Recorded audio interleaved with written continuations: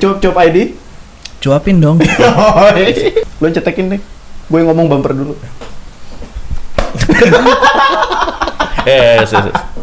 Bumper dulu dong.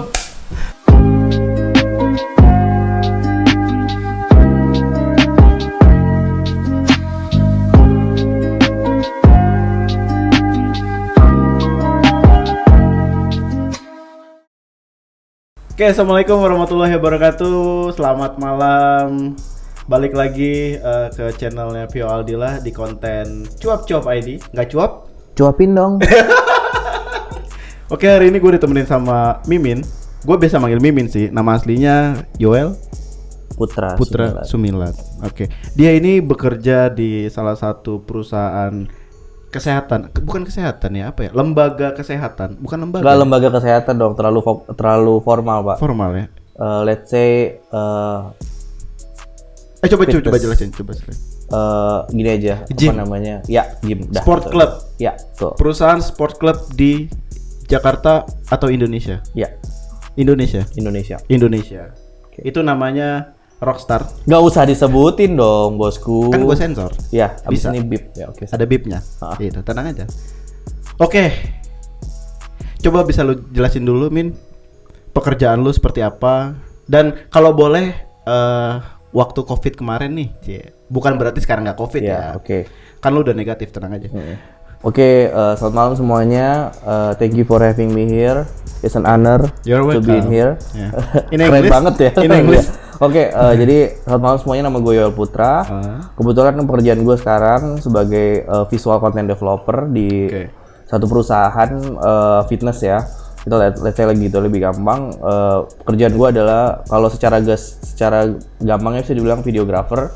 Jadi gue bertanggung jawab untuk menyiapkan semua proses kreasi visual dari mulai proses kreatif sampai pelaksanaannya untuk nanti di-upload di sosial media atau media lain di perusahaan tersebut. Ya.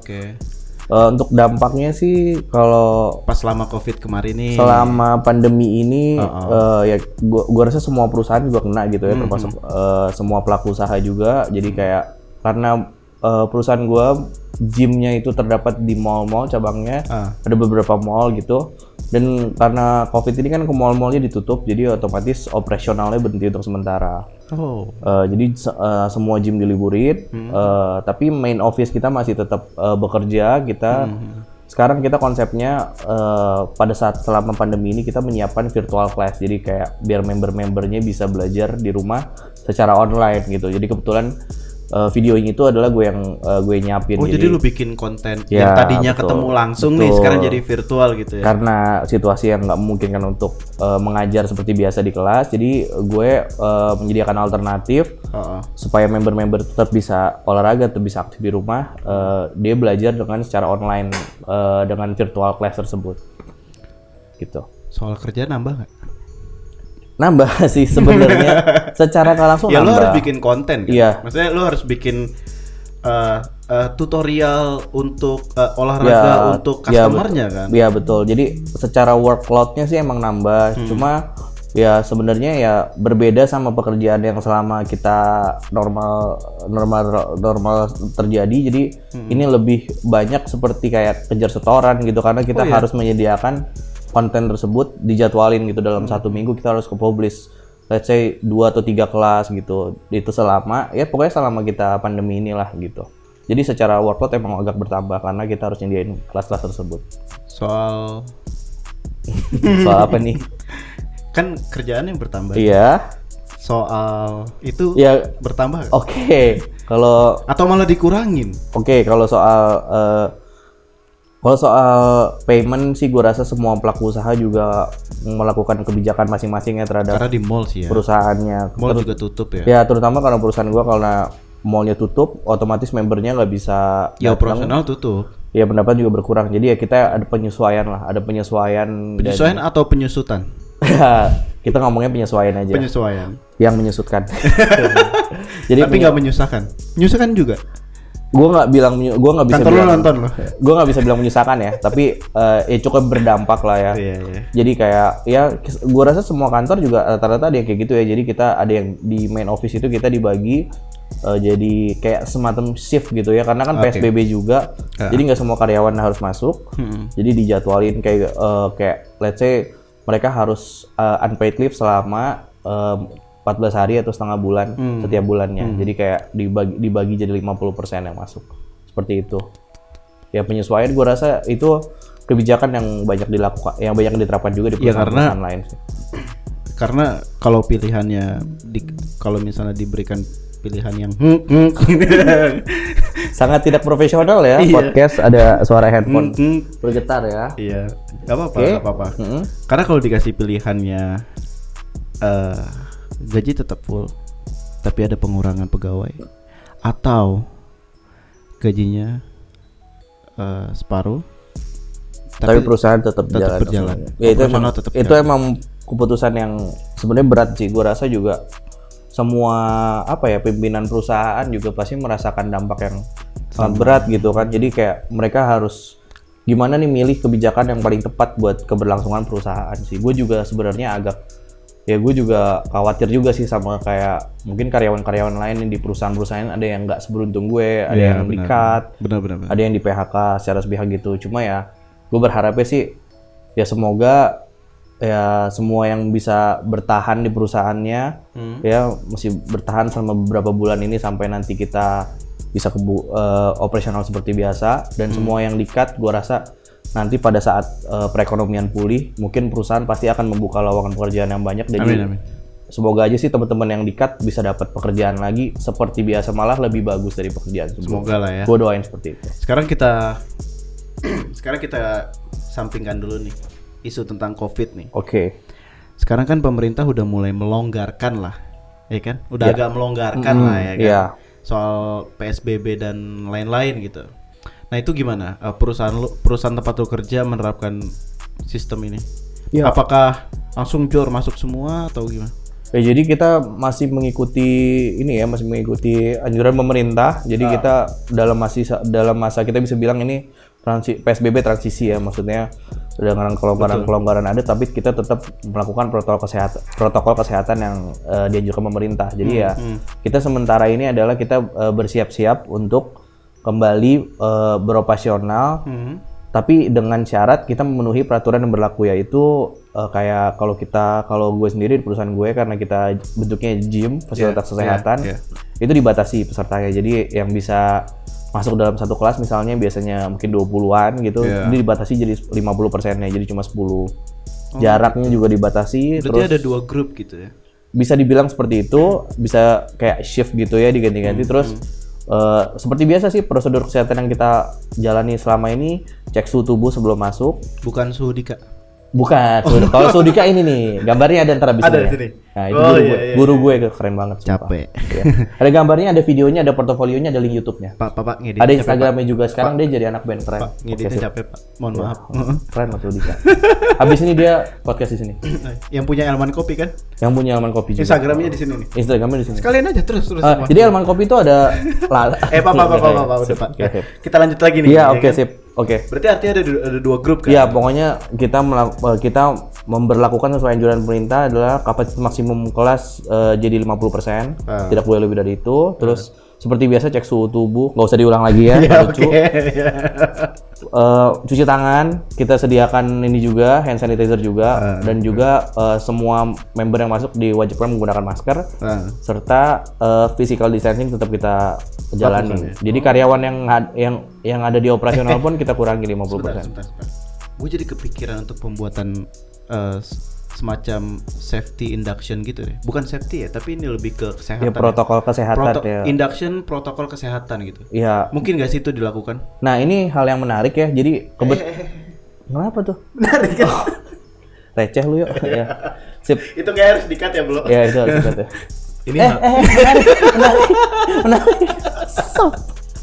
Buat bumper seru nih. Oke, jadi gini. Ini hal yang interesting. Nggak menarik dong. Nggak menarik dong. Nggak interesting. Nggak menarik dong. Nggak menarik. Oke. Jadi kebetulan gue sendiri juga di perusahaan gue ini, gue juga harus menyiapkan konten tentang protokol kesehatan tersebut. Jadi kita kayak nge-share. Gue rasa semua pelaku usaha juga ngelakuin hal seperti itu ya. Gak cuma pelaku usaha sih menurut gue. Tempat mungkin usaha. nanti mungkin nanti tempat-tempat ibadah, tempat ibadah juga, tempat-tempat umum, tempat-tempat umum, airport dan sebagainya lah. Betul. Jadi harus deh. mereka pasti akan ngupload biasanya di sosial media mereka atau mungkin di website mereka tentang persiapan mereka menghadapi nanti kalau ada new normal. Nanti kalau ada new normal, bagaimana mereka mempersiapkan tempat usaha mereka sebisa mungkin sesuai dengan peraturan perusahaan yang berlaku. Nah, kebetulan gue juga menyiapkan itu di kantor gue. Jadi gue udah mungkin nanti persiapannya ya, nanti secara langsungnya gimana kita mengambil visualnya aja lah, gambar videonya gimana, tata cara masuknya seperti apa sekarang gitu. Nah, yang menarik juga gue juga menyiapkan kebetulan di tempat ibadat gue, kebetulan gue beribadah di gereja, ada di gereja itu juga. Lu aktivis gereja juga kan gue?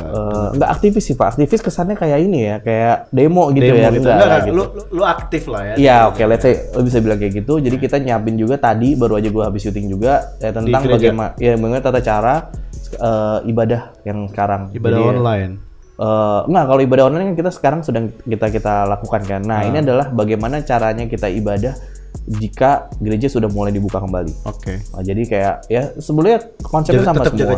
Jaga jarak, cek suhu tubuh, cuci tangan seperti itu. Ya.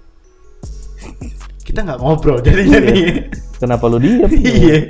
Gue bingung, pertanyaan gue banyak banget. Apa silakan. Enggak, maksud gue harus mempersiapkan pertanyaan banyak kalau kayak gini. Iya, silakan. Kita ngobrol aja, maksud gue. Oke. Kamera masih oke kan? Oke, sip. Gue harus bertanya. Oh iya. Ini ada pertanyaan lagi nih, Iya. Min. Lu kan gue dengar kan lu juga freelancer videographer nih. Betul. Iya kan? Gimana tuh, Min, kemarin pas Covid ada orderan nggak dari? Nggak ada dong. Nggak ada ya? Saya nggak ada dong. Nggak ada event, nggak ada dokumentasi, nggak ada highlight, nggak ada apa-apaan.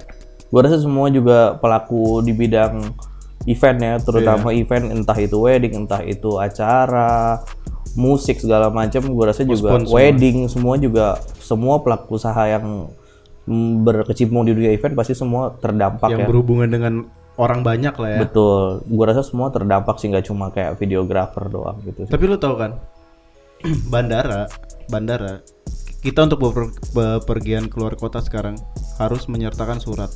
Betul. Sehat atau surat tugas. Mungkin gak itu dilakukan ketika kita mau masuk ke tempat-tempat ibadah, mungkin atau ke tempat-tempat umum yang lainnya. Ya. Nih ya, gue sehat nih, jadi gue nggak perlu pakai masker. Perlu nggak? Kalau menurut lu nanti ya, memang ya ini menurut pendapat lu pribadi aja gitu. Ya, menurut gue pribadi ya, gue bukan expert di bidang health atau semacamnya, tapi menurut gue ya kita emang sewajibnya kita mengikuti anjuran pemerintah ya. Jadi kita harus mempersiapkan surat keterangan kita sehat, mempersiapkan surat keterangan tugas ya, kita tugas mau kemana, yang dari mana. Yang ditandatangani direktur loh. Iya, kenapa direkturnya nunjuk ke lu? Iya, gak apa-apa sih. Mau nunjukin kalau lu direktur? Enggak juga. Mau nunjukin kalau semua ini punya lu?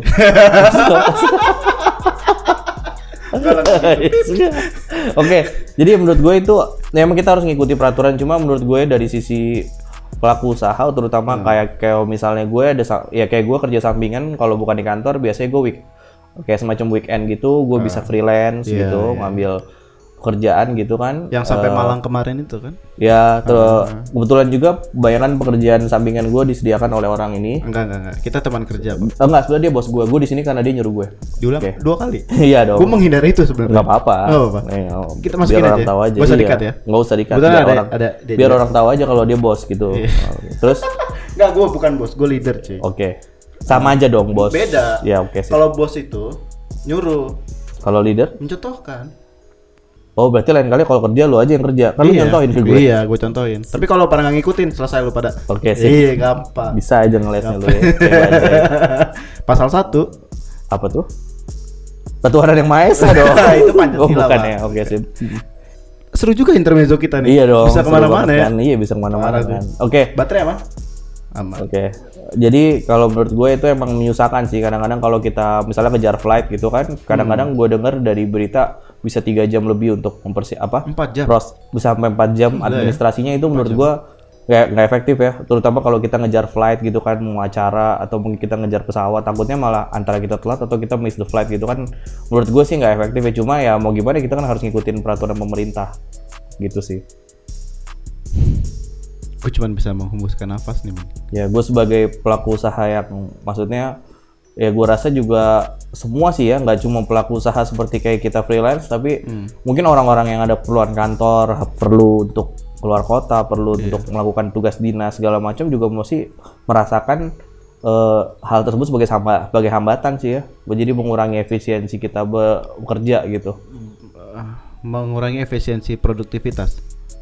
Ya betul juga, mungkin kalau misalnya kita karena kita tapi kalau males, itu udah jadi new normal dan Nah, itu hal yang biasa. ya, kayak lu masuk airport, lu harus ya scanning, diperiksa semua, harus masukin semua ke X-ray misalnya.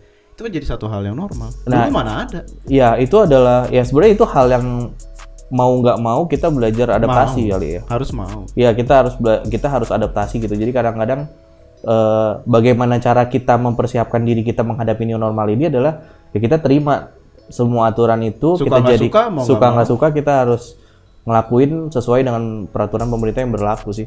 Karena kalau menurut gue kalau kitanya bandel gitu dan kitanya nggak ngikutin peraturan, malah jadinya mungkin proses kita keluar dari masa pandemi ini akan semakin lama gitu. Jadi pemerintah menurut gue udah ngasih anjuran yang udah tepat sih, meskipun kadang-kadang itu menjadi hambatan buat kita bekerja. Terus ada sisi baik sisi buruk ya. Lu nggak ada kepikiran untuk cari yang lain, Pemasukan bisnis, lain gitu pemasukan ya. lain. Ini menarik juga ya buat dibahas. Jadi gini loh, semenjak pandemi ini hal yang bagus menurut gue. Kalau gue ngeliat Instagram, gue ngeliat sosial media, teman-teman gue di Instagram semuanya jualan. Iya. Semuanya. Jadi semua jadi pelaku usaha nih. Semua jadi pelaku usaha. Pertama-tama yang paling banyak open PO makanan. Pasti. Betul. Ayam rica-rica. Betul. Apalah segala macam snack gitu kan, Ini segala macam. bukan Indo di Instagramnya sini. Apa sih kode iklan itu? Punya Bang Randi. Oke, sip. Jadi gue harus promosi Oke, punya iya, Bang good. Randi. Bang Randi bukan Indo. Itu ayam-ayam semua. Elman Coffee sekarang bisa delivery sama ada yang coffee 1 liter, bagus. Iya. Pablo dikat ya. Lucu. Iya. Jadi itu unik ya menurut gue. Itu sebenarnya bagus sih. Jadi unik apa menarik? Unik. Kalau menarik kan lu gini lagi tuh kan. Nggak lucu, udah nggak lucu. Jokes diulang 2 kali nggak lucu. Enggak. Gue nggak akan mengulangi hal yang sama kok. Jadi apalagi itu kesalahan. Iya. Gak usah curhat gitu dong. Ya, oke. Jadi kalau uniknya itu adalah semua teman-teman gue udah mulai buka usaha. Menurut gue itu hal yang bagus ya. Jadi kayak ya itu menurut gue salut sih. Kayak lu adalah orang yang biasa kerja di kantoran tapi tiba-tiba lu dagang. Semenjak wabah ini memutuskan untuk berdagang gitu kan, kayak usaha-usaha kecil aja kan, gak usah susah kayak yang makanan-makanan mungkin bisa masak di rumah. Betul. Mungkin dia bisa franchise gitu, jadi tinggal masak doang. Itu gue salut sih. Maksudnya sedikit mengganggu iya. Jadi kayak sekarang kalau lihat timeline stories, terus isinya open PO semua gitu kan, kayak makanan apa segala macam. Tapi gue salut lah, terutama para istri-istri ya. Jadi kayak misalnya kayak yang biasanya jadi dia nggak biasa jualan, tapi kayak mungkin suaminya terdampak juga gitu, dianya terdampak juga, jadi mutusin untuk jualan. Menurut gue itu bagus sih. Itu juga kayak apa ya? Itu kayak memperbaiki kondisi ekonomi kita secara nggak langsung, meskipun cuma hal-hal yang kecil. Itu bagus menurut gue. Nah tapi kalau yang kayak gue nggak mungkin dong gue jualan masak. Enggak.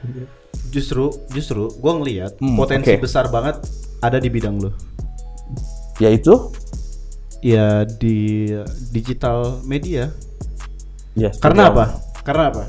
Ini menurut gue ya, bisa jadi semua dilakukan dari rumah nantinya. Ya, orang produktivitas semua di rumah, ya kan? Untuk yang gue bilang tadi, safety induction misalnya, atau atau kayak pramugari. Untuk safety induction biasanya diperagain, sekarang pakai video aja. Udah bikinlah videonya. Order gak? Ya benar sih, sebenarnya kalau dibilang secara kesempatan untuk project untuk kita jadi lebih banyak. Karena industri visual konten atau digital apa ya? Kita bilangnya apa sih? Ya kreasi visual lah. Digital visual creation, kreasi gitu. Itu bakal naik sih kalau gue bilang. Mungkin sekarang ya turun dulu ya.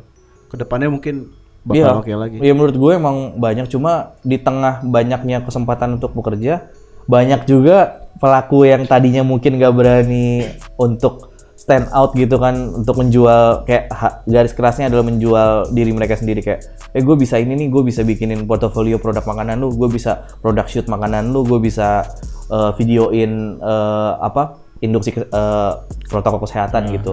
Itu kan semua kan banyak juga gitu. Jadi ya menurut gue ya itu pinter-pinternya kita lah sebagai, terutama kita pekerja. Kita sih sebenarnya. Karena kan kita sebelum pandemi udah dikenal lah. Kita kan. Lu aja kali ya, sama teman-teman lu yang mental. Enggak, sama teman-teman Square lah. Oke, sip ya. Tapi Min, lu masih nongkrong gak sih, Min? Gue sih secara pribadi gue sih nggak nongkrong ya. Maksudnya nggak ada. Nggak, maksud gue hangout ya. Kalau nongkrong gue. Oke. Tempat hangout juga nggak ada yang buka.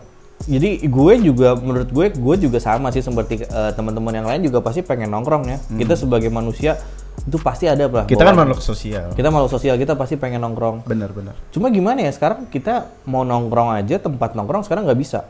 Jadi kayak kafe-kafe semua cuma bisa delivery atau mungkin take away. Jadi kita nggak bisa nongkrong juga. Jadi ya otomatis gue juga nggak nongkrong sama teman-teman gue. Ini sebenarnya ya gue juga ngerasa juga semua juga pasti kangen ya nongkrongnya. Cuma ya sekarang mau nggak mau kita nongkrongnya ya antara sosial media atau pakai Zoom gitu kan. Ya kayak gitu. Gue juga ya mau bagaimana lagi, ini adalah suatu hal yang kita harus adaptasi dari pada saat pandemi ini terjadi gitu.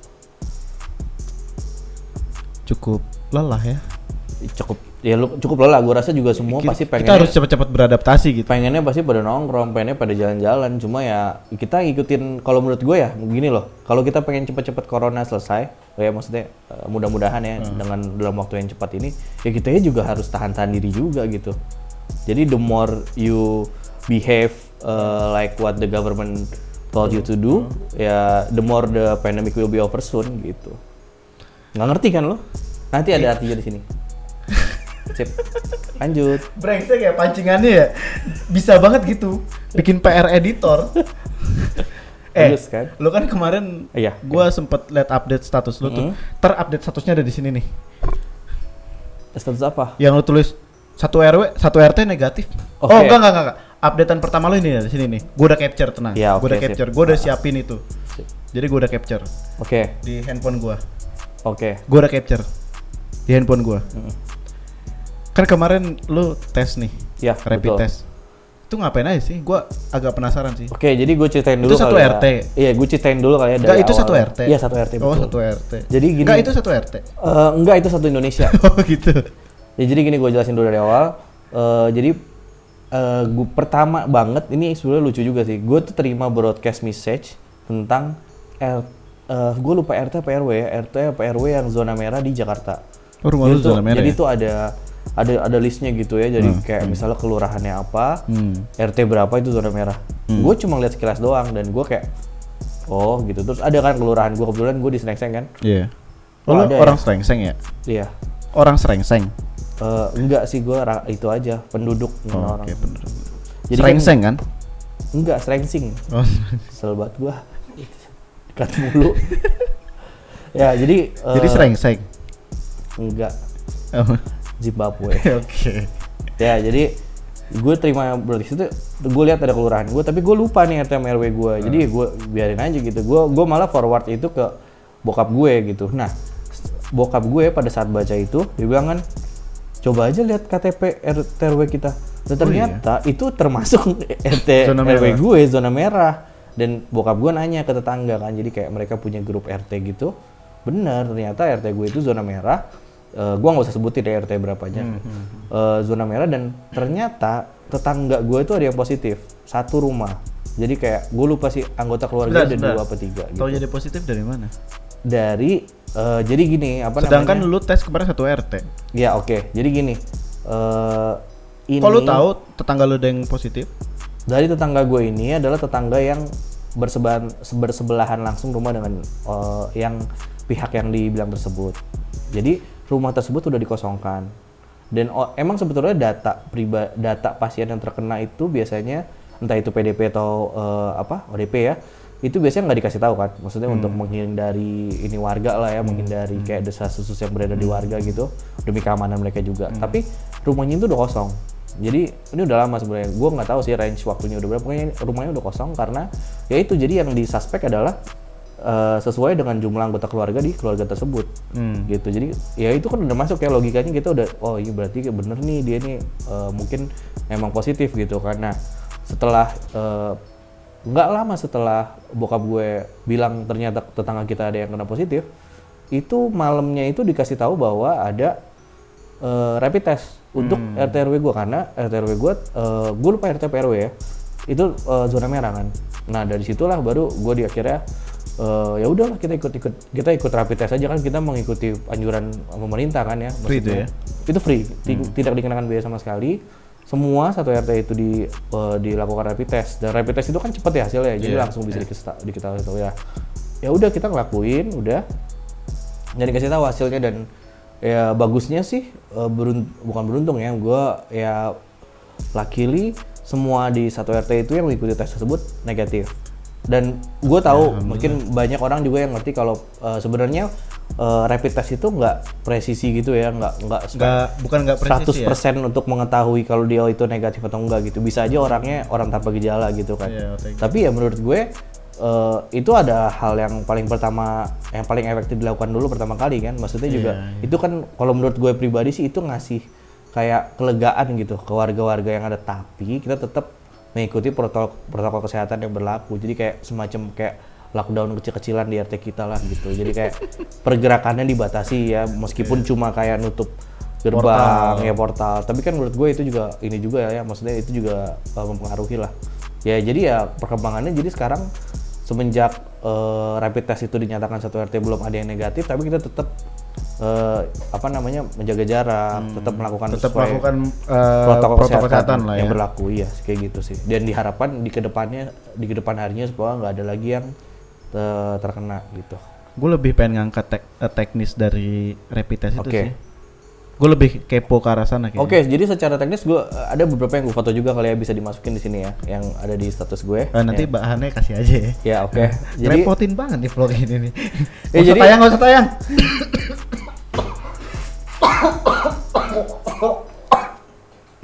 Kok gue jadi takut jadi batuk-batuk. Gue jadi takut deh. Pakai masker dong mas. Sekarang tuh batuk sama bersin lebih hina daripada kentut tuh. Betul, setuju gue. Gue keselak. Oh keselak. Oke, jadi kalau gue lebih kepo teknisnya ya.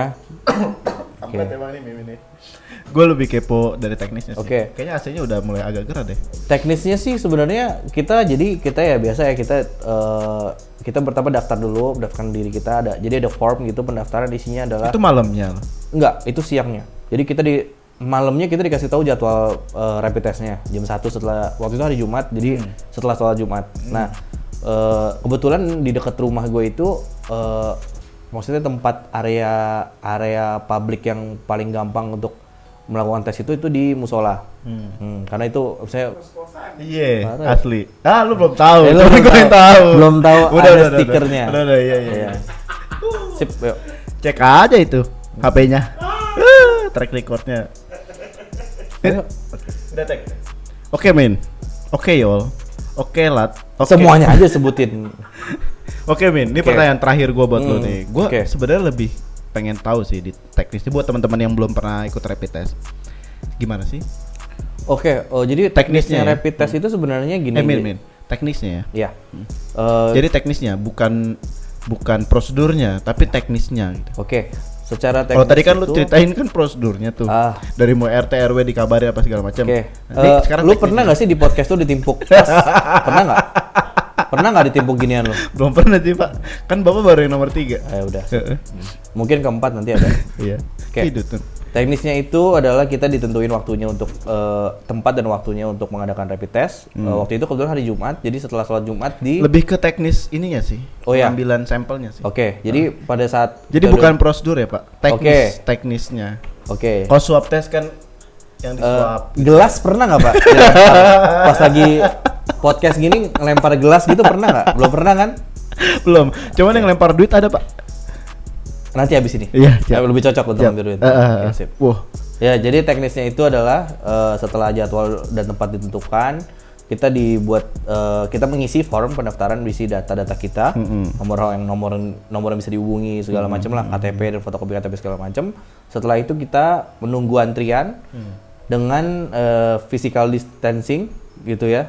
Tetap harus sesuai physical distancing. Nanti kalau begitu nomor kita sudah dipanggil, kita dites. Jadi dia kayak ada semacam alat jarum yang untuk mengambil sampel darah kita. Kemudian dari jarum sampel darah itu nanti ada kayak alatnya untuk menadah. Ada tempat lah ya. Iya, ada tempat darahnya itu. Setelah itu udah nanti dikabarin sih katanya kalau misalnya ada yang positif akan dikabarkan melalui WhatsApp, waktu itu dibilang kayak gitu. Berapa lama? Dia nggak sebutin kapannya, cuma waktu itu sih kita udah dapat kabarnya dari malam. Jadi kita tesnya siang, malam kita udah dikabarin kalau. Gak langsung lihat di situ keluar kah itunya? Gue sih nggak tahu ya secara langsungnya bisa dilihat apa enggak, tapi mereka sih waktu itu dibilangnya dikabarkan nanti setelah tes, jadi nggak langsung gitu. Gak cepet banget tuh, rapid kan? Ya mungkin ada baiknya juga, jadi supaya maksudnya kayak kalau misalnya tiba-tiba ada yang positif kan kayak langsung semuanya wah positif gitu kan. Orang Indonesia kan kayak gitu kan kadang-kadang. Jadi ya mungkin ada baiknya kayak gitu sih. Menjaga privasi lah. Ya betul juga, kan kadang-kadang perlu juga kita ngejaga ininya sih. Tapi nggak usah lebay. Ya nggak usah lebay. Nggak usah kayak orang yang kena HIV atau AIDS. Cuma kan orang Indonesia gitu ya, maksudnya kalau ngelihat orang kayak, wih positif udah kita jauhin gitu, takutnya kayak. Nggak perlu sih. Ya menurut gue juga nggak perlu. Nggak perlu sampai tahap itu sih menurut. Iya. Cukup. Oh dia positif, oke udah kita aja. singkirin aja gitu kan. Kok disingkirin? Maksudnya dipisahkan dari kita, disingkirkan. Iya. Nggak disingkirin gitu dong, kesannya kayak orangnya dibuang gitu. Oh tidak. Nggak boleh loh Pak. Disingkirkan langsung diinkubasi. Ini podcast Oh inkubasi ya? Apa sih namanya? Oh inkubasi sih. Karantina, quarantine. Emang bayi? Apa hubungannya karantina sama bayi? Inkubasi? Ya itu kan tadi karantina bukan inkubasi. Aduh, udah pernah belum sih dibanting? Udah lunas belum? Itu lama Pak, dari 2010. Ya udah, jangan sampai saya banting ya Pak. Nggak usah. Nanti diedit bisa. Oke lah, pertanyaan gue yang terakhir sudah dijawab sama lo Min. Asik juga sih jawaban lo. Mungkin buat teman-teman bisa tahu apa sih yang dilakukan sama rapid test itu. Dan itu gratis kan? Itu gratis, sama sekali nggak dikenain biaya. Keren. Tunggu sampai zona merah dulu baru gratis ya. Karena kan lumayan tuh harganya. Ya gue sih harapnya supaya kalian semua jangan ada yang kena di zona merah. Jangan ada. Semoga zona merahnya makin berkurang lah gitu. Benar. Jangan mentang-mentang, ih asik zona merah kita dapat rapid test, enggak lah. Karena rapid test juga katanya ada kayak positif negatifnya juga. Katanya kalau yang sebenarnya harusnya setelah rapid test itu 14 hari kemudian harus rapid test lagi untuk menentukan kalau mereka positif benar-benar negatif gitu. Karena masa inkubasi, bener nih. Karena masa inkubasi virus ini sekitar segitu. Iya betul. Ini Inkubasi. doang Anda benar. Ini ya. Iya ini doang. Iya. Pasal 1. Keturunan yang Maha Esa. Iya dong. Oke, terima kasih Mimin sudah datang di sini. Sudah menjawab yang bagus ya. Pertanyaan-pertanyaan dari gua. Thank you for having me here too. Oke, you're welcome. It's an honor. Dim, aku mau closing. Ya. Lupa ada tuh gua tadi udah nyiapin ini kan. Silakan. Tuh mic-nya gue naikin, beda lagi. Ya udah. Kalau menurut lu podcast ini bermanfaat, boleh klik tombol yang gini nih. Yang gini. Kalau lo mau ngikutin perkembangan channel gue, boleh klik tombol yang warna merah. Di sini gak? Di sini gak sih? Nah, di sini. Di sini. Ya katanya di sini juga loh. Masih di sini juga. Enggak, ada pindah-pindah di sini. Enggak di sini doang. Di sini doang kok. Tombol merahnya kan? Iya. Ya di situ gitu. Terus juga kalau lo mau dapetin info-info terbaru dari video yang baru diupload, tombol apa ini nyalain? Tombol emergency. Dan kalau lo ngerasa konten ini berfaedah dan bermanfaat buat teman-teman yang lain di luar sana, ya kan, boleh di-share ke teman-temannya. Yang baik-baiknya diambil, yang buruk-buruknya dijual. Yang baik-baiknya diambil, yang buruk-buruknya dibuang, gitu ya. Yang jadi yang baik-baiknya diambil. Mohon maaf, ini nggak ada yang buruk sih. Nggak. Dari tadi yang gue ucapin nggak ada yang buruk. Nggak. Mungkin dari lu ada, tapi dari gue nggak ada yang buruk. Nggak. Karena ini nggak ada yang baiknya menurut gue. Oke, sip. Bagus. Karena yang baik itu cuma nilai aja sih. Kadang juga ada yang baik. Orang tua baik. Iya. Iya kan? Orang tua baik dong, nggak mungkin jahat. Tapi orang bijak memilih yang baik dari dua pilihan yang sama-sama baik. Tapi orang bijak nggak minum tolak angin. Oke. Wassalamualaikum warahmatullahi wabarakatuh.